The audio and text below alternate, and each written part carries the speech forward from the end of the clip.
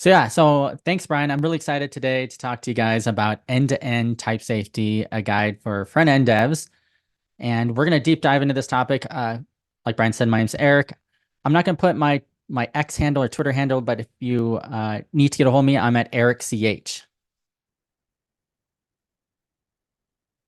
So what is type safety? I don't have my chat in front of me, but if you guys know what type safety is, in your chat, if you're listening along or just at home, raise your hand. Let me know if you know what it is. I think many of you do, but let's take a look at it.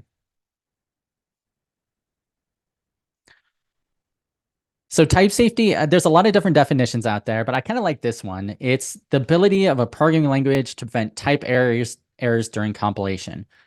So there are different types of programming languages out there. For example, C# and Java are like strongly typed languages, while we have more dynamic type languages like JavaScript, where you don't necessarily have types. Where in Java, you might have an int or you might have a string. And in JavaScript, you just might have const, let, and var, which deals more with what the scope of that variable is. But there is ways to add type safety to JavaScript, and we'll talk about that in a second. And you often will see terms like a statically typed language, and that's one that usually has type safety in it. So let's take a very straightforward, simple example here. So let's say we have JavaScript, and we have this const A, and we have the string 2, and then we have a const B, which is the number 2, and then you do this sum on it, and you get 22 back. And if this doesn't really make a whole lot of sense, but what's happening in the background is JavaScript is doing this type coercion, and it's basically taking 2 and it's turning it into a string, and it's concatenating it together with the other 2, and you get 22. And that's obviously not what we want. So the string 22 first doesn't equal 22. So this is not the same. It's also 2 plus 2 we know is 4. So this is not right. So this is kind of what I look like. I used AI to generate all these images in this presentation today. But this is definitely what I feel like when I miss a simple mistake like this. And I don't know, I've done things like this where I've thought it was a string or I thought it was a number and it was actually a string, and things just don't behave the correct way. It's kind of a common mistake, especially with beginners in JavaScript, where they don't have the correct types in, or they don't have any types, of course. But let's assume that we could set the sum as a type number. So if we look kind of down here, we have the sum colon number, and we're going to use something called TypeScript. I'll talk about that in a second. And now if we try this A plus B in our type safe TypeScript console app here, we'll get this nice big error that type string is not assignable to type number. And this is golden. And since TypeScript is a superset of JavaScript, you can use it inside your applications. And it's usually built into your editor too. So if I'm using something like VS Code, I can know right away that what I'm doing is wrong. And of course, this is it's probably a review for a lot of you guys, but I just want to make this point that type safety is very important. So I'm a huge TypeScript fan. I use it in every single one of my apps. I think it's the standard nowadays. I think if you look back about 4 or 5 years ago, people were still on the fence. Like Angular 2 was the only major framework that really adopted TypeScript at the beginning, all the way back in like 2017. But pretty much nowadays, in the last 3-4 years, all the other ecosystems, especially React, have really enjoyed and have used TypeScript, and most applications use it. And I would highly recommend it.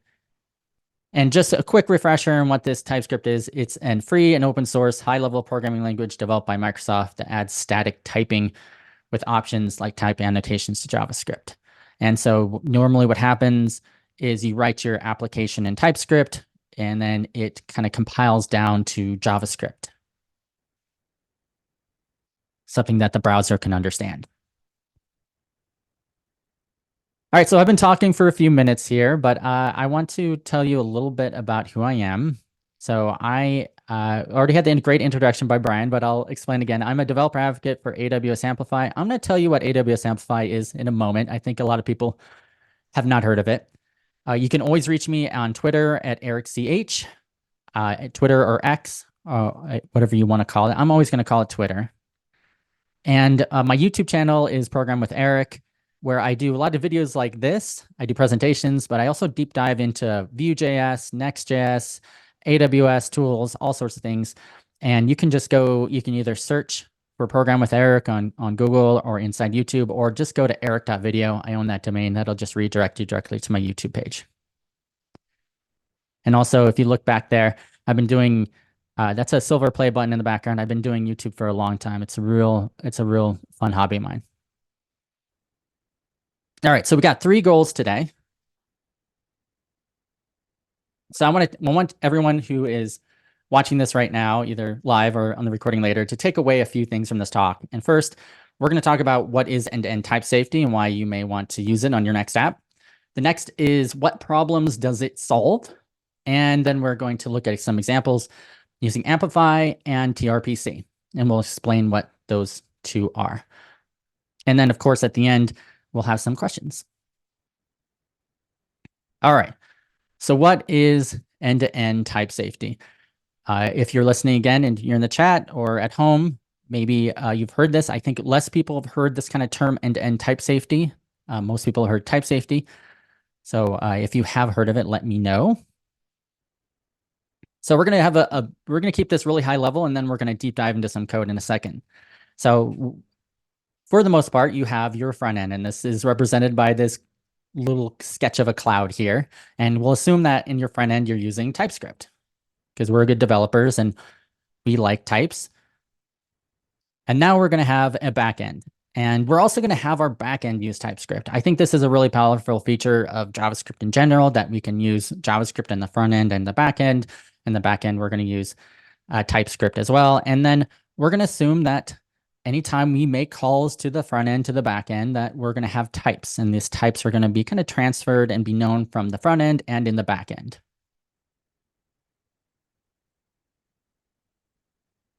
All right, so let's assume in our backend we have a database. And in this database, we have this type customer, we have ID number, we have this full name string, and we have email. And this is well, we can assume maybe customer is a table, and ID, full name, and email are fields in it. All right, so this little graphic is describing how we might, like something like this might happen. At the bottom, we have this await fetch, where we're fetching some data from the front end, and then the back end is going to send this customer data back in this format that we will know about, this ID, full name, and email. But what problem does this kind of end-to-end type safety solve? So let's look back at the same example again. I had to add it in twice because I just like the animation. But we're sending this over, and let's assume that the front end knows what types the back end is going to send, and that we create our own type or interface, and that we can then use that. But I think what happens typically, and I've been in a lot of software teams, is that the backend contract for the APIs that they're creating are never finalized, and they're continuously changing, especially during the process before it gets into production. And so the front end often doesn't know exactly what the back end has done. And I've been on teams where the backend engineer changed his fields and I have no idea about it. And the next time I try to test my app, it breaks. And there's ways of getting around that. There's things like Swagger files. There's code gen tools that can automatically take your backend endpoints and generate TypeScript from them that you can use in the front end. But I think there's a better way. So let's assume our backend engineer, he's like, okay, I have this customer table, but really we need to break it down, not just for full name. We need a first name, a last name, and a middle name, all 3 of these here. So we're going to remove that full name, and we're going to add this first name, last name, middle name. And we'll make that change. All right. So the backend engineer is like, okay, I made these changes. The front end's like, okay, next time I'm making making a call to the backend, I'm doing my normal fetch. I have this type that I already created, but I'm receiving this new customer object that I don't recognize, and this is a problem. And you can see from here, now if I'm in the front end and I'm running like my customer.fullname from this JSON payload that came back, I'm getting an error. Like his full name doesn't exist anymore. Obviously, things have changed. And so we need to kind of think of like, how is one way to fix this? So what can you do? And I've had that expression on my face before. Like, what's happening? All right, so here come in our heroes, our tooling that can help us with this problem. And so there is a whole bunch of them out there. Some are better than others, but ones that I like are AWS Amplify. I really like TRPC. I've used frameworks like Nest.js as well, which has this really tight integration from the back end, especially if you're using like Angular to the front end, where you can easily share types between them. There's also like Nux.js, which has this other library built in called un.js that can do type safety. So that way it'll automatically detect if you create an API route. The front end, if you do a use fetch back over to the back end to that API route, it'll automatically detect the types for you. So there's a lot of different ways of handling this, but I think the one we're going to talk about today, well, we'll talk about two of them, is the AWS Amplify and the TRPC. And I think those are the ones. I'll show you some code examples and how that's done. All right. So I'm a little biased to AWS Amplify because I work as a developer advocate for them. And one common question that I get is, what is even this AWS Amplify thing? People hear AWS and they always think, oh, we're talking about DevOps. We might be talking about like serverless functions, DynamoDB, and frankly, hard to read documentation at times. But really, AWS has a lot of services, and the one that I'm really excited about, and we've had for a little while, is this AWS Amplify. And what our goal is to help front-end developers create full-stack websites using AWS. And this also includes mobile developers as well. So we have tools to help you build and host your front end. We have managed services that do that. We have managed back-end services. We help you connect to auth and storage. We'll have real-time updates, everything like that. And that's a little bit about what we do. So you don't have to be a DevOps expert or a infrastructure as code expert. We want to make the tools very straightforward to use for anyone to create apps with.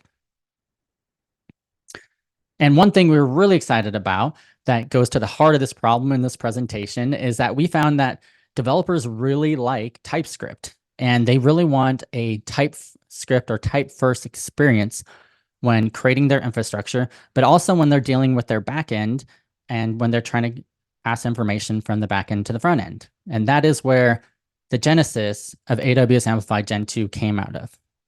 And right now it's in developer preview. We just released it in December, end of November. So there's three tenets of this. First is we have this code first developer experience, which really is making sure that everything we do is in code. We're not using like graphical GUI interfaces or CLIs. We really want to focus on the code first experience. And I'll explain more and what that looks like in a moment.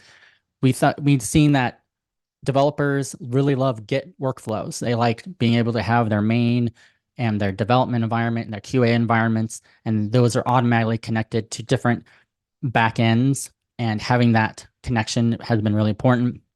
And then really, we love faster local development. So when you're using AWS tooling, if you've ever done it before and you have all these things in the backend, it's kind of hard to test against it. And we wanted to make sure that it was much easier for any developer to test.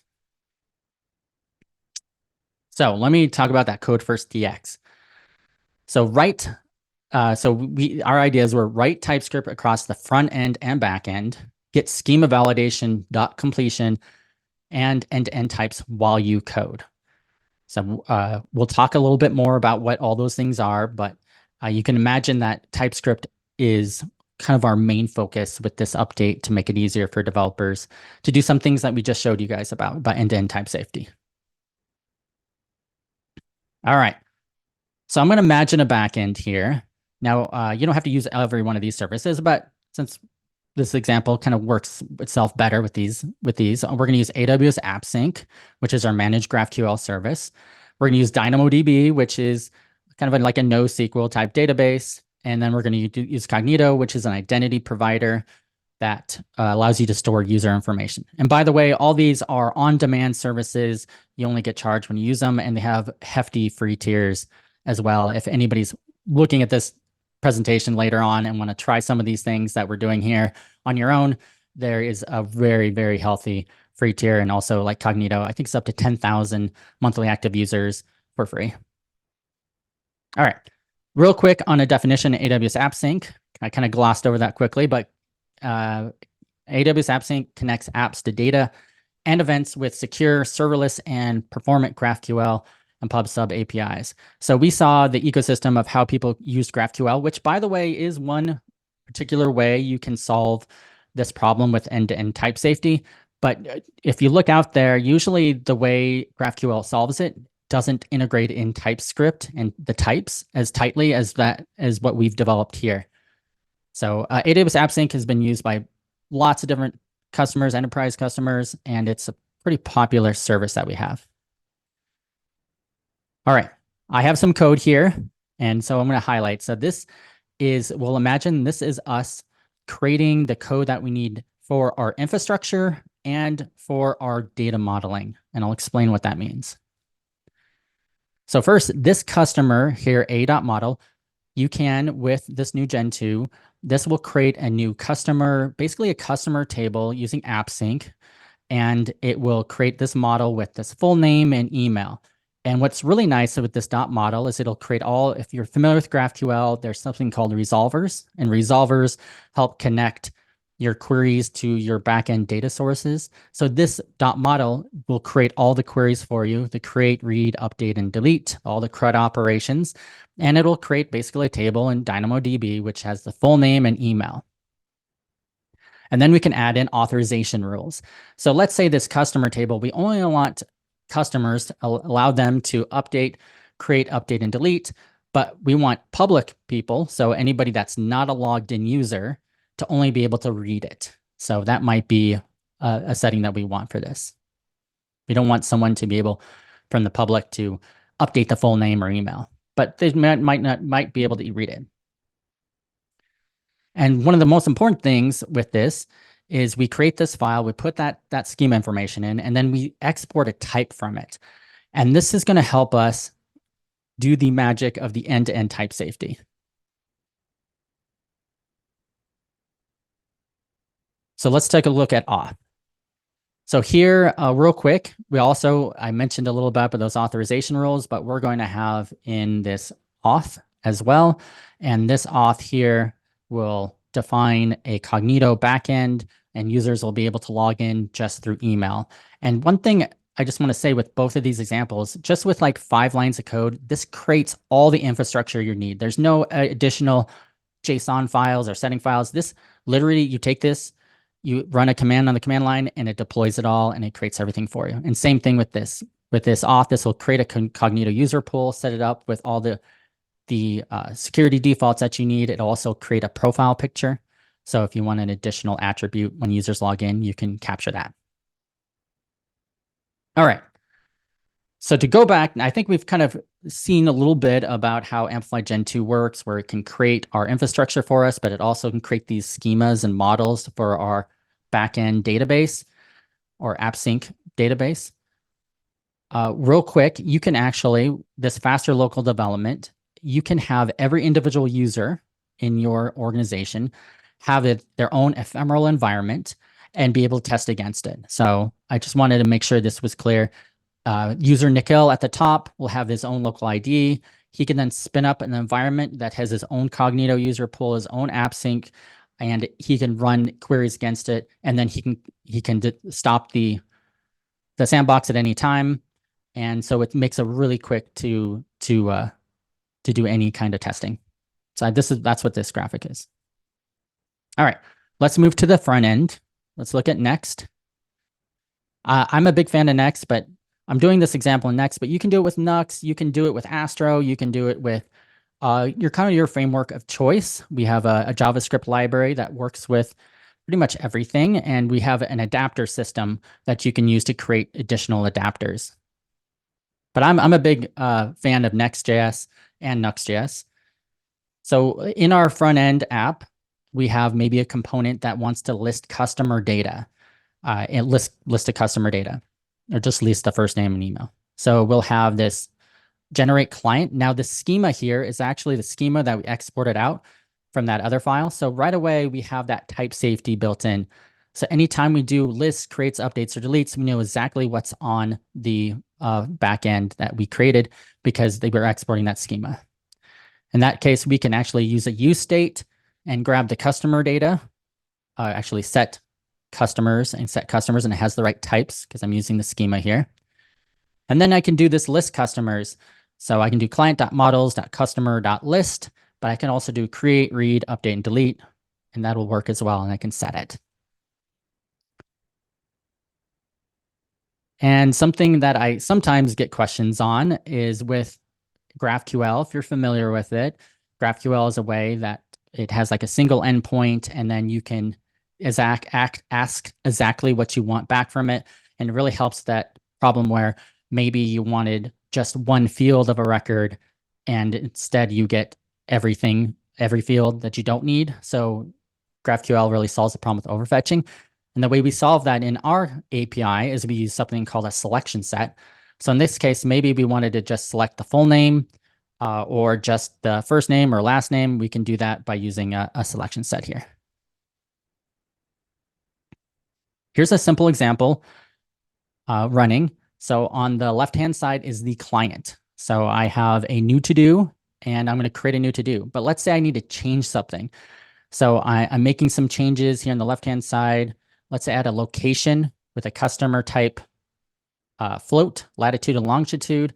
And now right away, as I'm typing in the right-hand side, which is our backend server, the left-hand side already knows that this is a field that needs to be in there. And on the right-hand side, I'm adding a priority enum. And now the left-hand side knows that I have an enum and it's high, low, or medium. So you can see how quickly you can create your backend and have the front end automatically know everything about it, all the types, and you're never going to be out of sync between the two. You also see this dot notation. It's dot schema, dot model. You can have the simple examples I'm showing have done string, but you can do integers, you can do custom custom types, you can do all sorts of interesting things. If you've used Zod in the past, that's a kind of a popular validation framework. This looks very similar to that. All right, so that is all I'm going to talk about AWS Amplify, but if you guys have questions on it at the end, I will be here. So, but let's move on to TRPC. And this has been gaining a lot of momentum. People have been talking about this thing called the T3 stack with Next. And I think it's worth mentioning too as kind of another alternative. TRPC allows you to easily build and consume fully type-safe APIs without schemas or code generation. And the way I take that is that you aren't going to have to use that code generation or use any CLI tools to create the TypeScript from the front end and the back end.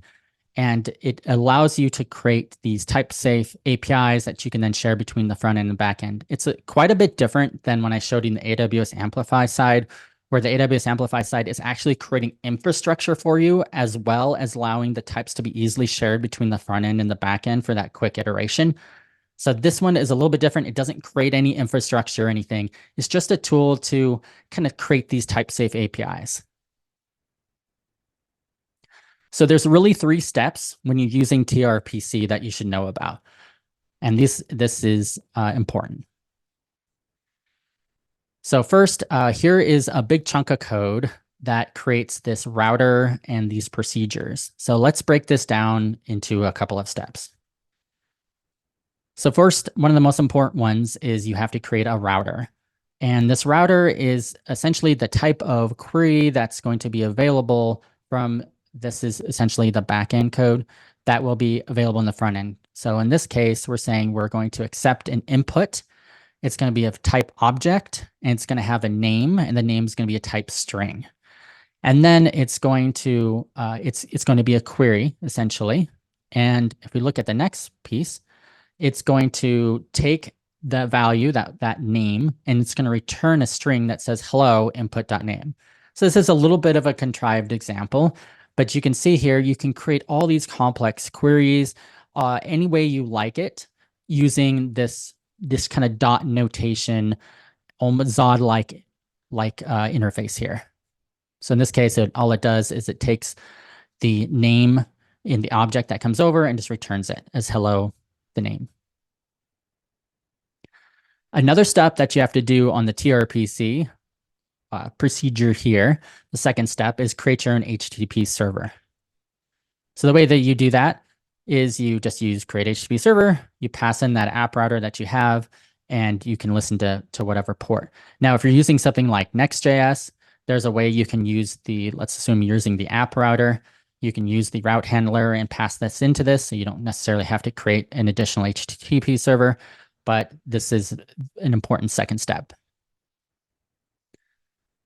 And then finally, you connect your client and you start querying. So above, I have my create TRPC client where I pass in that app router. I have the URL of where the link is. Once again, if you're using Next, it'd probably be a little bit different looking than this because you'll be using the app route handler. And then at the bottom, we have this trpc.greeting.query. And then this will be typed for you. So you'll be trpc dot, and then you'll see any queries that you created in the backend. In this case, this greeting. And then you just pass in that object with the name John, and it returns the response, the hello string. In this case, it's fairly straightforward. And what this allows you to do now is you have that full end-to-end type safety. So thank you very much. I think that was a lot of information to cover. One thing before I get back to Brian here in a second is that one question I have, people saying, when should you use AWS Amplify, kind of this new Gen 2 that I just showed versus when you would use TRPC. I think Gen 2 is completely bigger product where it's creating the infrastructure for you. It's also allowing you to have that end-to-end type safety. It has a few different paradigms where the TRPC is a little bit more lower level for specific situations where you might want to share information between the backend and front end. All right, so I think that's all I have. I think I'm done a few minutes early, but I'm looking forward to some questions.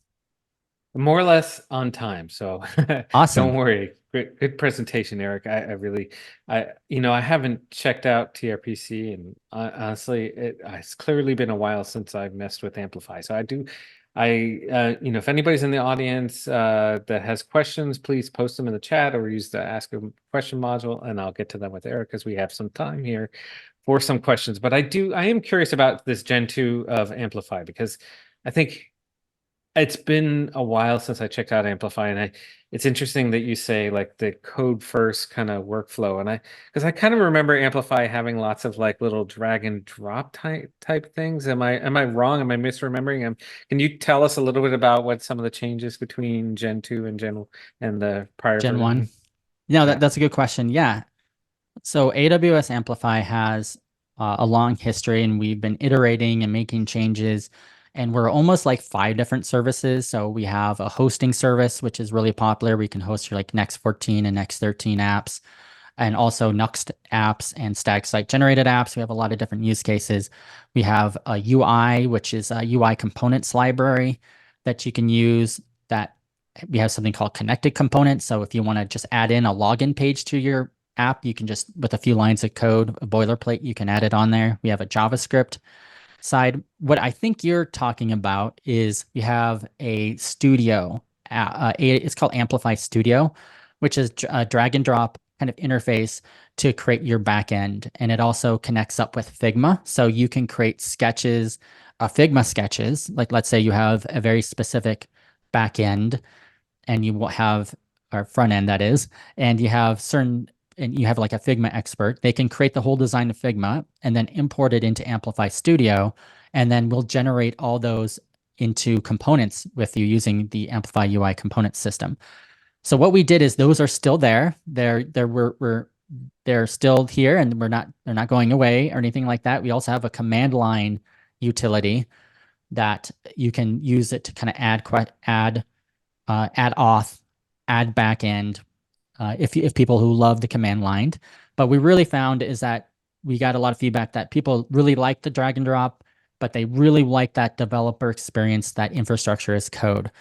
So we took all the kind of learnings from there, and now we have this new Gen 2. It's in developer preview, and we're like, everything you can do in that studio, we still have available. We have a plugin now that if you really like the Figma interface, Figma to code, now you can use this plugin and it'll download the code into your app for you. If you really liked our form manager, which created forms for you, there's a plugin for that now. So we've kind of taken everything we learned from Studio, and now you can do it on the command line. And so now you can not on the command line, but inside this code first developer experience where you're writing TypeScript. So now it's kind of all available for it. So it's a little bit of a shift if you use AWS Amplify in the past, but I think it's awesome. So I really like it. Cool. Yeah, I definitely want to check it out because, I do a lot of various things with AWS, and I mean, I think, I don't know, what are you up to, like 1 billion different services or something? Going through the list, it's pretty long. But and a lot of them are like incredibly powerful, but can be tough to like kind of get, especially if you're more of like a front-end developer, like wrap your head around how you orchestrate all those different pieces together. And it's really interesting to see like just how you're just defining them in code here, and then getting that backend piece. Like, I've set up DynamoDB and stuff like that, but like, this is obviously, it's just that may look like pretty much just a few lines of code, and you're getting the GraphQL API plus the DynamoDB backend for it and everything. Am I Yeah, understanding that correct? Yeah. exactly. Yeah, just with a few lines of code. And we really took inspiration too from like amazing other tools like SST and other cloud formation and CDK. So you can also, for those who know, Cloud Development Kit is a tooling to create infrastructure as code. So we can drop down to the CDK level if you are really into that. So if you have a unique use case where you need to jump into other things that we don't support yet, you can go down to the CDK layer, and so that works as well. Okay. Yeah, I've done some CDK stuff myself lately as well, so that's good to know. So it get kind of back to even a little bit of what Matt talked in the first talk. Simple by default, but you can get in and configure the things you need to if you need to. Yep. Yeah. So you said you support static site generators, Nuxt and Next. Are is there plans for any additional support for other frameworks or anything like that? Yeah, so we have Amplify Hosting, which is kind of a hosting, it's a hosting provider. It's a managed hosting provider. And kind of our main use cases are like Next apps, Next 13 and 14 with the app router, or Pages router, if you're familiar with that.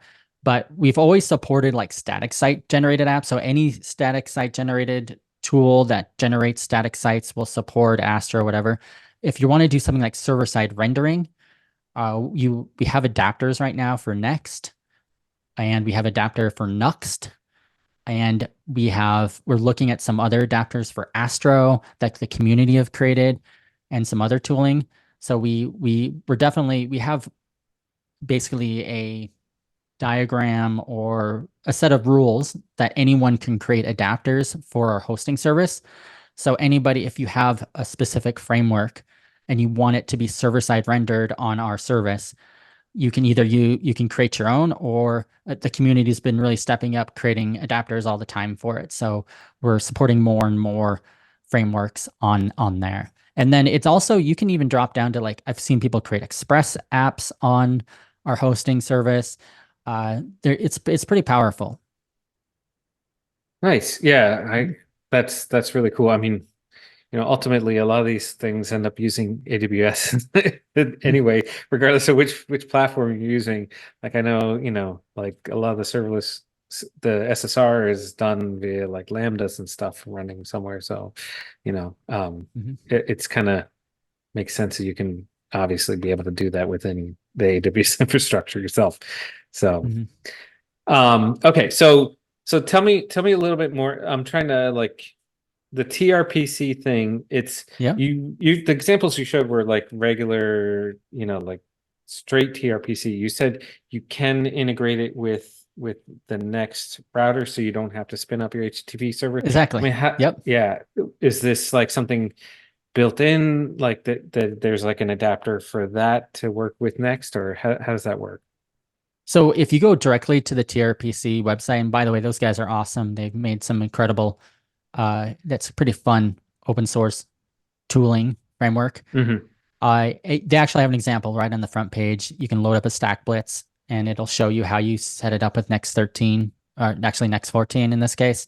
So it's similar to that. I believe, yeah, you pass in like the app router as Hmm. like you export it out and then you can import it in directly in and then you can use it. So yeah, it really lends itself best to, I want to say, like Next. I think that the creators really like it. That's where the idea of the T3 stack came from, where you Hmm. have TRPC, you have Next using Tailwind, and there's another T I'm forgetting. Someone in the chat may probably knows. But so they've created like a whole stack where you can just download all the boilerplate code and get started with TRPC and Tailwind and Next and create a full stack app. So that's really interesting too. Yeah, so yeah, Nice. it's pretty powerful. So then I basically use TRPC in my like API routes. Like it's Exactly. essentially what, okay. And then okay, that's really cool. I saw somebody comment earlier that they've been hesitant, and I kind of said the same thing about TypeScript and type safety, but I think it's definitely something, especially as you build a team and you're trying to like ensure that different teams who are doing different pieces of work are able to work together. um it's super important. Yeah, I mean, there's definitely, I still see some hesitancy in some teams and moving to TypeScript in general. And it just depends like where your code base is, how much of an effort is to move it over to TypeScript. You could always do it incrementally Mhm. in that way. And it also depends on what your front end and back end stack is. Obviously, if you're using .NET or Java backend, I mean, that's not going to work. But they already have their type safety, and then maybe use some other paradigm when you're sharing types and API contracts between the front end back end. And there's other tooling to do that. But I think like when I worked on a team here at AWS, we were creating an open source project and we were creating some more extra tooling for AWS Amplify. And the first thing we did was we added ESLint rules in there. We added in TypeScript. We had we had debates on what TypeScript rules we wanted on and off. And it made the development that much quicker throughout the whole process. Yeah, I would agree. I remember, I oftentimes in my role, like being developer advocate, like a lot of it's very solo work, so even adding TypeScript in sometimes it's like, well, that's overkill for what I'm doing. But Mhm. um, but but I remember like even when I was working at a different company, we had like shared ESLint rules that made my life much easier because I could write code the way I wanted, and then like, "Oh, okay, I'd save, and it just, you know, it can change it to how they expected the code to be done, and just I think those kind of things for a team are extremely important. So yeah, good practices to follow. Okay, so and you only got a few minutes left. You said that the Gen 2 of Amplify is in developer preview. So like I can get that like just by going to the Amplify site, or is there some special way I have to access the preview? No, you can find all the documentations in docs.amplify.aws. There's a big banner at the top to try out our Mhm. Gen 2. It, like you said, it's in developer preview. So we're looking for feedback from it. It's going to go for what we call general availability later this year. So we're Hmm. really looking for people to test it out, give us feedback, open GitHub issues. All these things are open source, like almost everything we have. There's some closed source, of course, but a lot of our libraries stuff are open source. You can create issues against it. You can message me directly at ErikCH, and I will get it to the product teams. Yeah, so we're definitely looking for feedback, and we're adding more features so that way we have a complete solution. So if you are coming from Studio or that CLI tool I was talking to you guys about earlier, that you don't Hmm. feel like you're missing anything. So right now we don't have migration guides for that, so it would be difficult. But when we go into general availability, we'll have the migration guides, we'll have more features, so it's completely feature complete between kind of the old way and the new way. And the studio and the CLI are still going to be there; they're not going away. But this will be kind of a Okay. newer way of handling it in the future. Okay. So, but you can combine like the studio and the new way, or is studio No, really designed yeah, for just doing Gen 1? yeah. So if you're doing, yeah, you don't want to mix them right now. Okay. You'd want to do one or the other. So if Okay. this is really when we talk developer preview, these are people like wanting to kind of test it out, try it out, give us feedback. You probably don't want to use it in production because it probably doesn't have all the features, but that's why it's a preview. Okay. Sounds great. Well, hopefully Hmm. folks will check it out. I definitely want to check it out. Hmm. I've like watched Amplify for a while and toyed with it, but I've really been curious, especially because as I've gotten to do a lot more of my own AWS pieces myself, like having something like that to make it a little bit easier for somebody like me to orchestrate those pieces. Because like I've done Cognito, for instance, but like manually doing Cognito That doesn't wasn't sound fun. exactly, no, it was not fun. So so yeah, this sounds great.